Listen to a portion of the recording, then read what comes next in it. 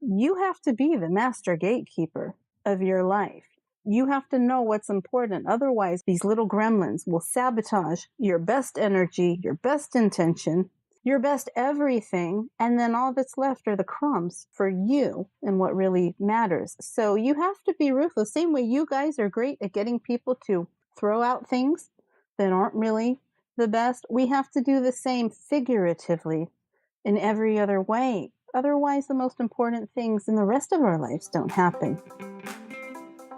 Welcome to Spark Joy, the podcast dedicated to celebrating the KonMari method and the transformative power of surrounding yourself with joy and letting go of all the rest. With your hosts and certified KonMari consultants, Kristen Ivy and Karen Sochi.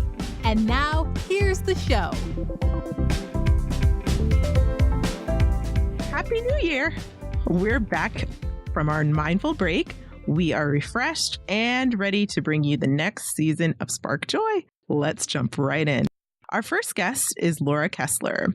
Laura is a communications expert and master coach who helps her clients find their voice literally and figuratively in life so that they can manifest their greatest potential.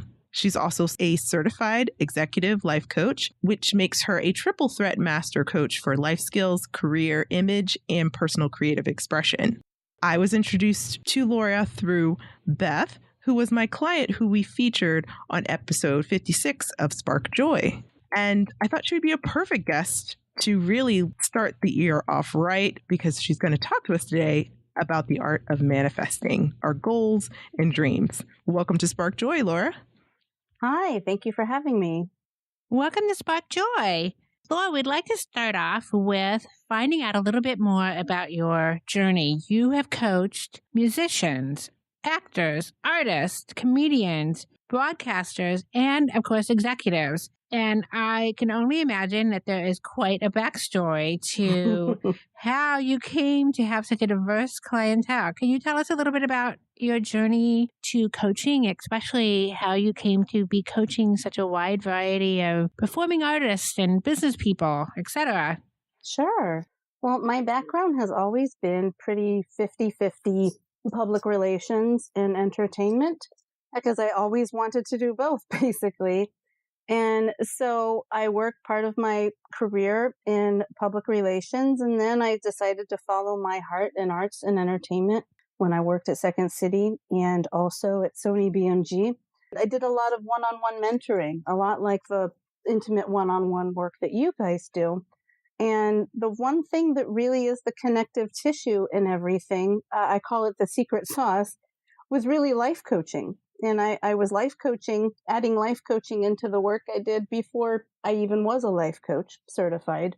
But as you know, the outside work doesn't work until you do some internal work. And so that became a little bit more front and center. I mean, I'm passionate about all of it, but I may be a little extra passionate about the mindset aspect of it. And so whether it's an artist that needs a little bit of mindset work in order to conquer stage fright, or if it's a business person, really it's the same thing. We're all trying to be rock stars in our lives. We're all trying to have more visibility. And in my studio, I have a saying that stage fright is selfish. The world needs you and you've got to get it out there. But people are attracted to the external, the vanity of sort of the glamorous work, the ego stuff. And sometimes it's the boring, internal, invisible work that you really need to do. So that's the secret sauce. That's the stuff I really love to do, because that's what really makes a difference.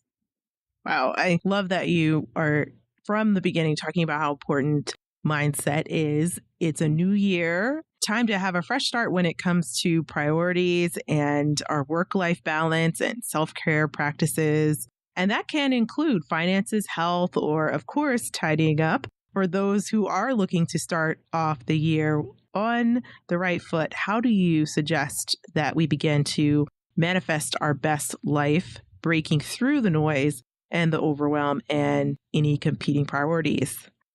Yeah, this is where your system works so well with my system. I have to say, it's like we didn't plan it that way, but they're very congruent.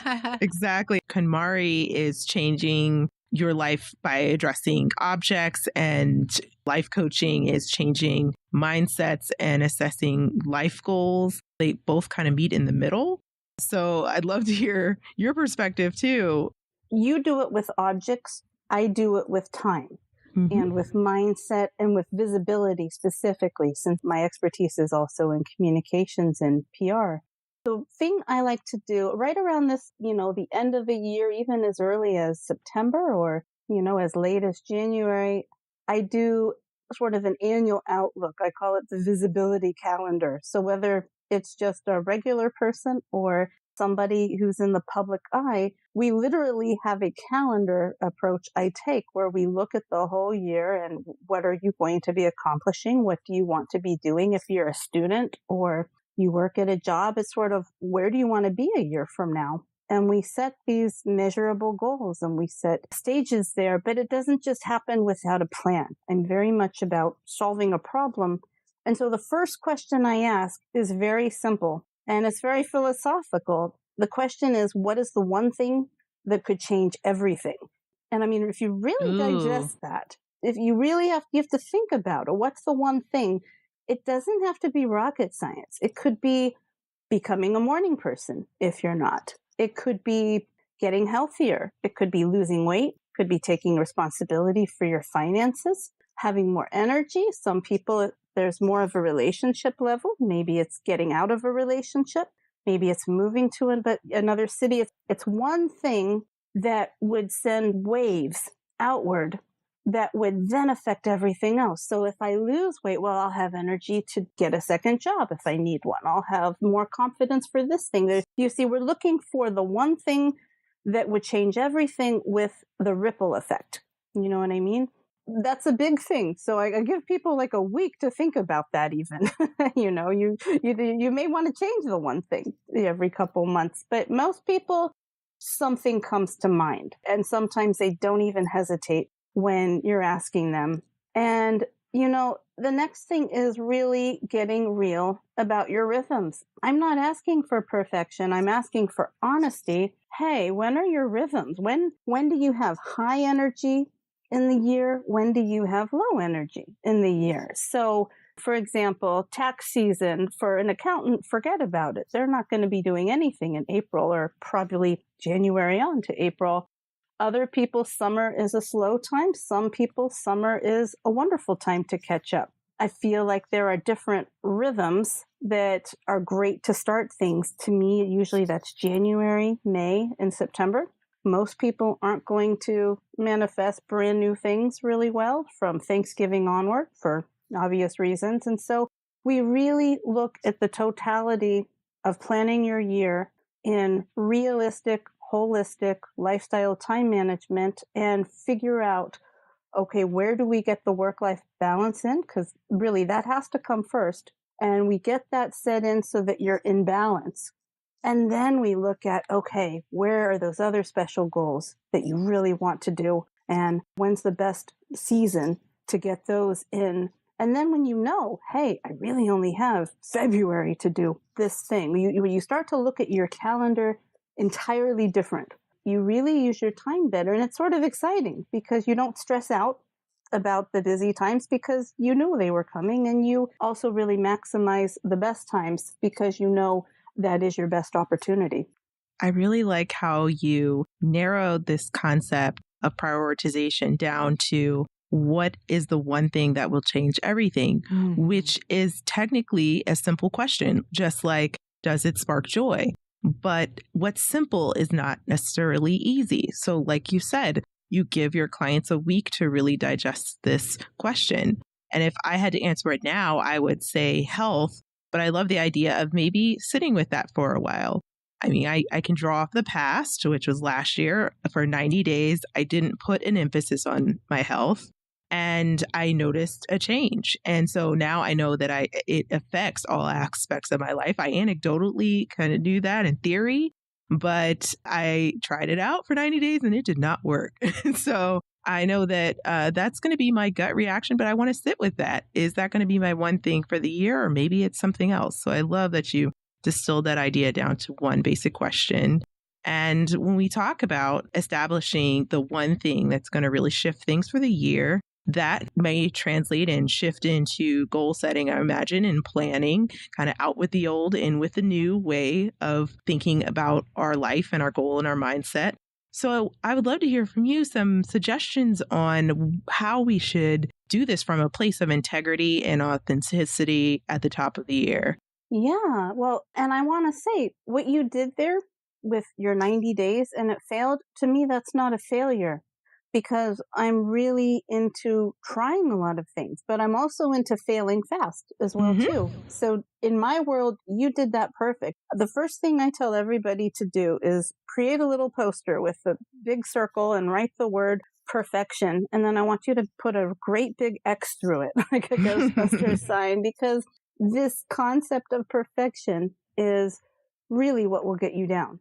And that's the biggest problem. And you're constantly reiterating this idea that there's a one-size-fits-all perfect way to do it. It doesn't exist. For anyone out there who has said, am I doing KonMari right? Or did Marie tell me to do this? Am I failing at KonMari because Marie said I should do it this way, but it feels uncomfortable for me? They should do the perfection cross out as well, because we hear that a lot as consultants. So I love how that not only applies to our life goals and planning, it also applies to the tidying event itself too. I think that's great. Great tip, Laura. You know, the thing is that all or nothing people will end up doing nothing because there is no perfect. I like to have sort of scalable Goldilocks goals. And so we have a bare minimum, kind of like if it's your credit card, the bare minimum you pay. Then you have sort of an ideal average, a little bit more. And then you have the Cadillac goal. You know, if it's a credit card, it's paying it in full, right? So that would be a financial example. If it's a workout, then the bare minimum might be, a couple crunches, a 5-minute walk. It has to be so easy, so completely doable that no way are you going to ever do less than, I call it the BAM for short, the bare minimum. And then your Cadillac goal is the fancy. Maybe that's the 60-minute workout that, you know, you're going to do occasionally. But if you set a goal on January 1st that you're going to do your Cadillac workout every day of the week or even 4 days, what's going to happen is you'll do it twice and then the third time you won't, and then you'll hate yourself. We want to have stretchable goals that have some flexibility. So I'll use the exercise example. I had a gentleman who he needed to lose about 100 pounds, and he did, by the way, but it was really tough for him getting started. So he started with just 5-minute, 10-minute walks a couple times a week. And then he found that he was able to do more. He was able to do 20 minutes. And then when he got to the point where he could do, his goal changed to about 3 hours a week, we played with it for a while. So at first he was trying to do 30 minutes 6 times a week, and it just didn't work. He couldn't do that consistently. So then he did 45 minutes 4 times a week. That was a little better, but what really worked for him was doing an hour 3 times a week and just being done. So in terms of not looking at a daily goal, but just, okay, what's my weekly goal? Or if that doesn't work, instead of a weekly goal, how about a monthly goal? My monthly goal is to work out 12 times this month. That doesn't sound so bad. And so it's about, well, what are my hours? 12 hours a month. Whatever the goal is, it can move around a little bit. Let's have some flexibility so that we can get there instead of setting ourselves up for failure. This reminds me of the saying that you should be careful what you wish for. I have a great client. In fact, I work with her today, and she tells a story about how she had started kind of an academic professional pursuit that was going to take about a year. And her ultimate goal was to work at this particular organization in a particular capacity. And so she took a postcard that had actually a photograph of the place that she wanted to work, and she put it on her refrigerator, and every day she'd walk by and say, I work at this place in this capacity. Every single morning she'd wake up and say that. So she was manifesting her future job. But what happened was, after about a week, while she had just started the program that she was in, she got a call from the place that she wanted to work, and they were asking her to come apply for a job. And she said, but not yet. So she really wanted this position, which she eventually got. but she said she was trying to manifest it too soon. How do you suggest people, take a look at like where their values are, where they are in life, and how to kind of, put that into harmony with what they would like to manifest? Great question. Yeah, and to your client there, I always say there's really no such thing as a problem. Your goal is really to have cooler problems, not no problems. And so that's a cooler problem that she had there. Absolutely. We're definitely going for that. And so if your problems today were your prayers before, you're on the right track. In terms of the values, I like to make a list of just single words, what really defined the old year for you. Then what do you want to define the coming year? In the old one may have been about healing, whereas this year, the new one will be recovery. The old one may have been subsistence, survival, giving your power away, feeling broken. The new you can be about security, authenticity, taking back your power, being whole.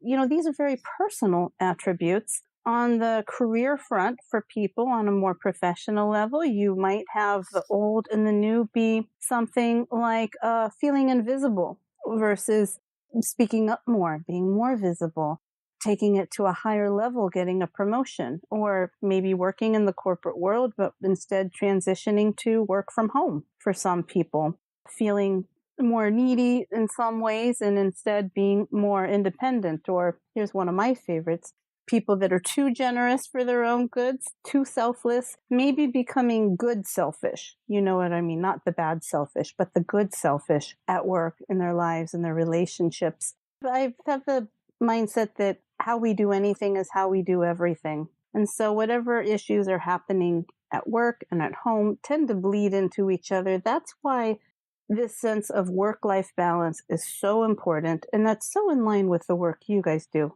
because we're looking for harmony from within so that all the outer work will work. People invest very much into external things and they sort of take for granted the internal, and it doesn't quite work that way, does it? No, right. I think for a lot of our clients and probably a lot of people who start to pass down KonMari is that they have the self-talk, and the self-talk says, I'm disorganized, I'm overwhelmed, it's hopeless. And sometimes that self-talk just really keeps a person stuck. It's almost that internal narrative that's just, well, of course things are like this in my home because I'm disorganized, which is really, a huge hurdle to overcome if you want to see yourself as someone different. How do you suggest people begin taking a look at some of those inner dialogues and those inner stories, or those, stories that we tell ourselves about ourselves that really keep us stuck? You really need to be your own best friend, your own biggest fan. And I know some of that stuff is a little cheesy, but it's really important. You have to be your own number one advocate, for better, for worse, for anything. And it helps to have a theme. One of the things I do is looking at what is the theme for this period. And so that can go as creative as a person wants to go.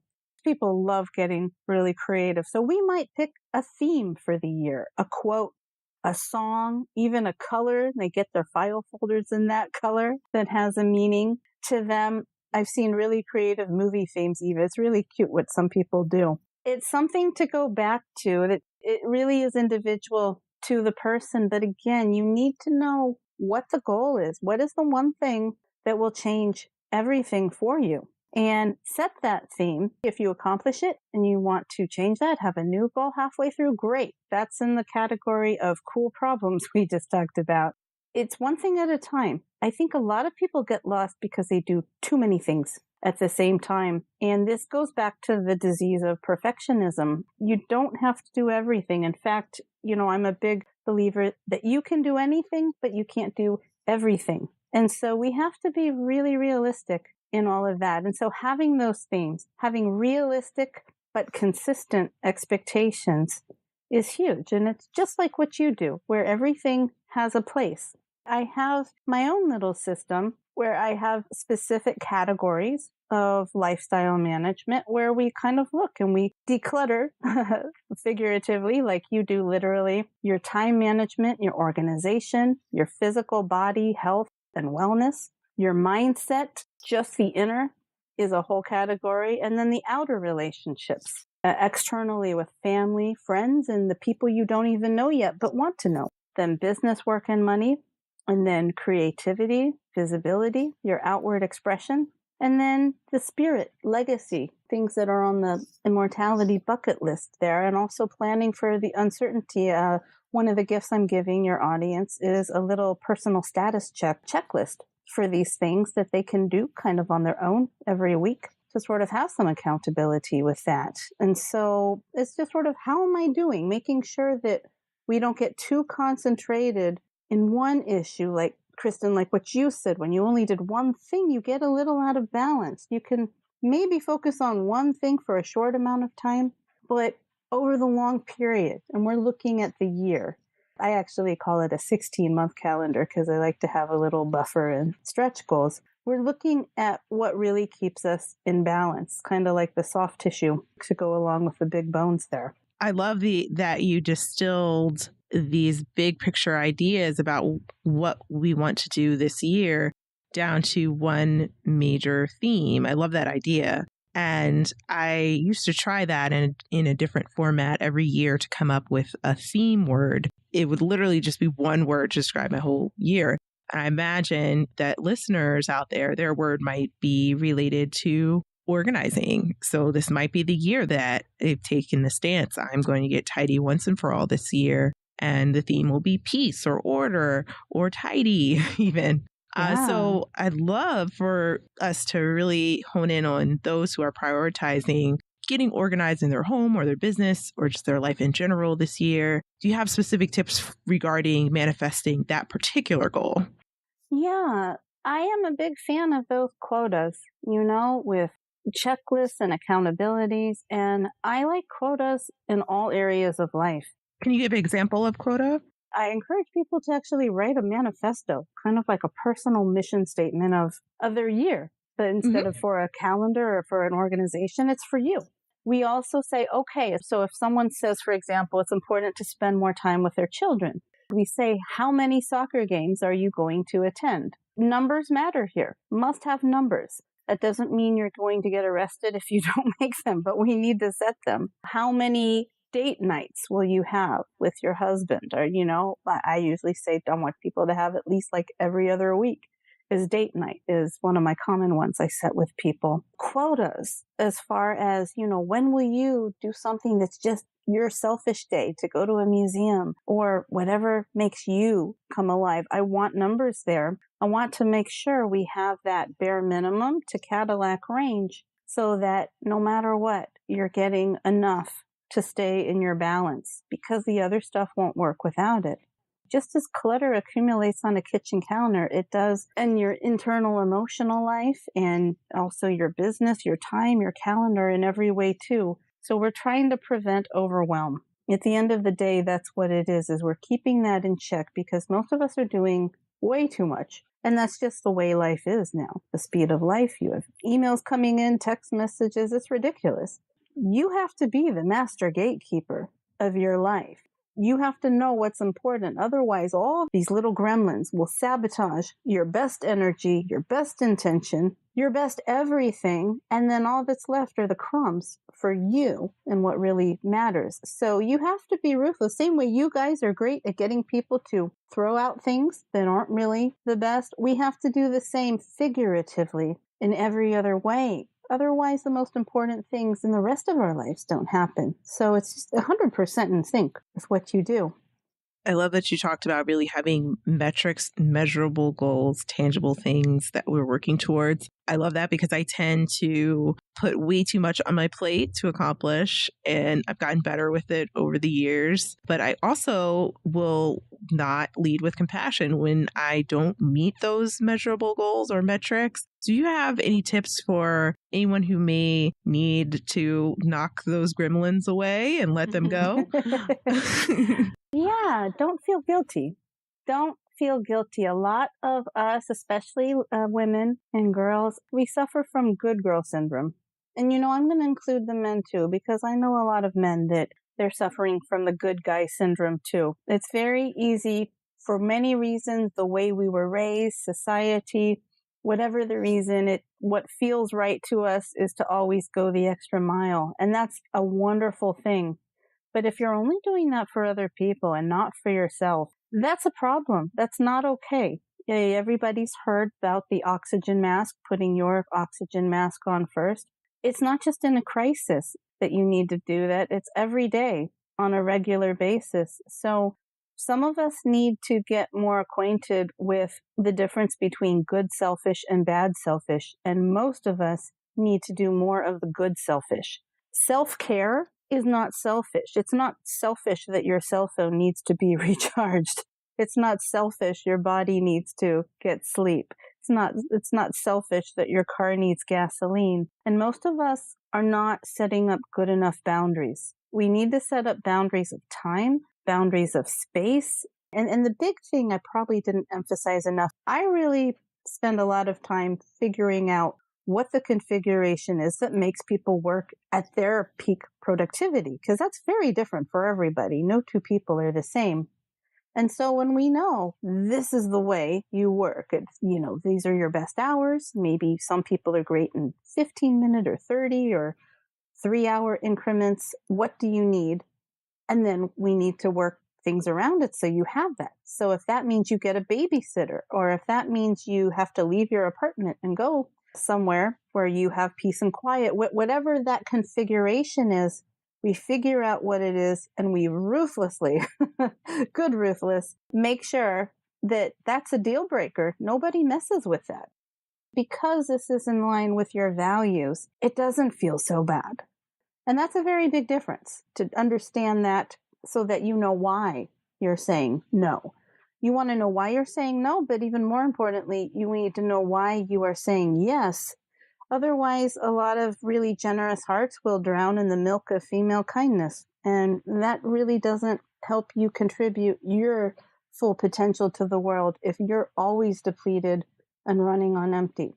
We also want to declutter those things that are the gremlins that pull you down. Sometimes those are people, things, organizations, maybe whole jobs. But sometimes you'd be surprised what little things they are, where you're giving your power away.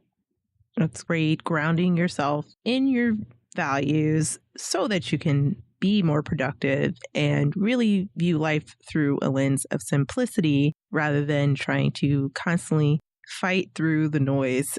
What a great tip.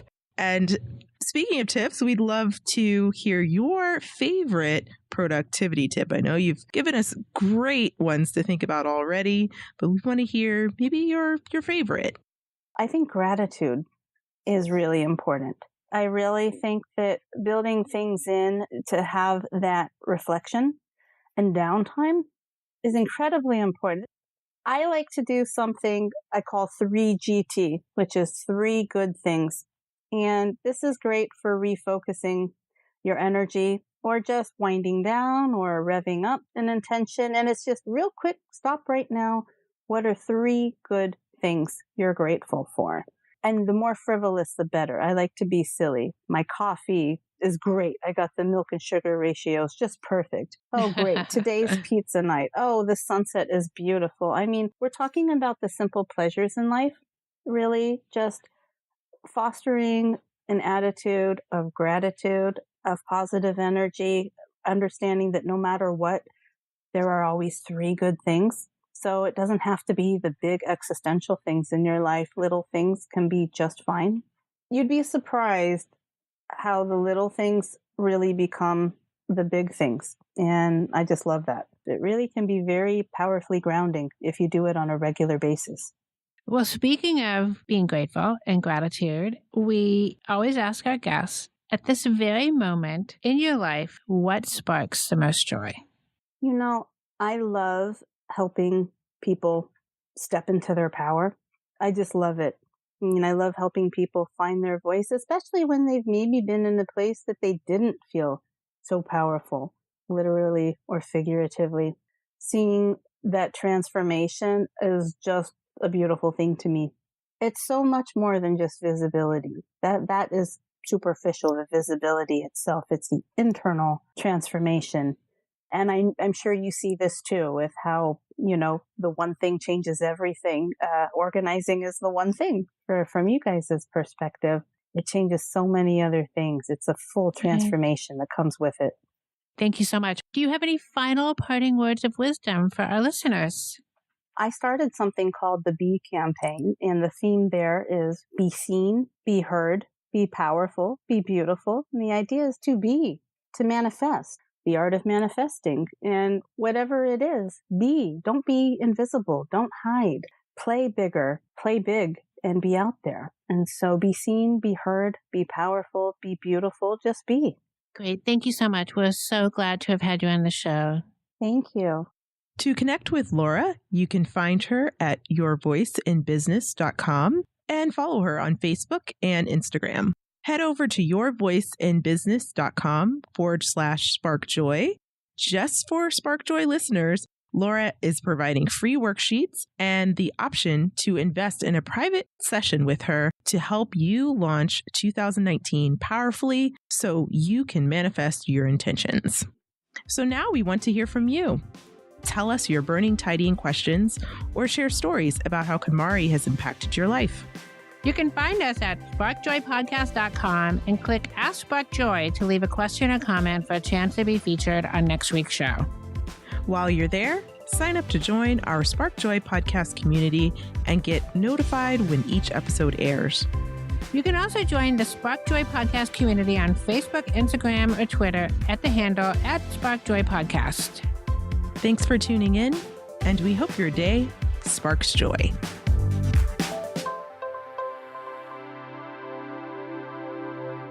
Thank you for listening to Spark Joy with your hosts Kristen Ivy of For the Love of Tidy in Chicago and Karen Sochi of The Serene Home in New York City. Spark Joy, the podcast, is not endorsed by or affiliated with KonMari Media, Inc. The opinions expressed on this episode represent the views of the co-hosts and guests alone and do not represent the corporate position of KonMari Media, Inc. or the KonMari consultant community.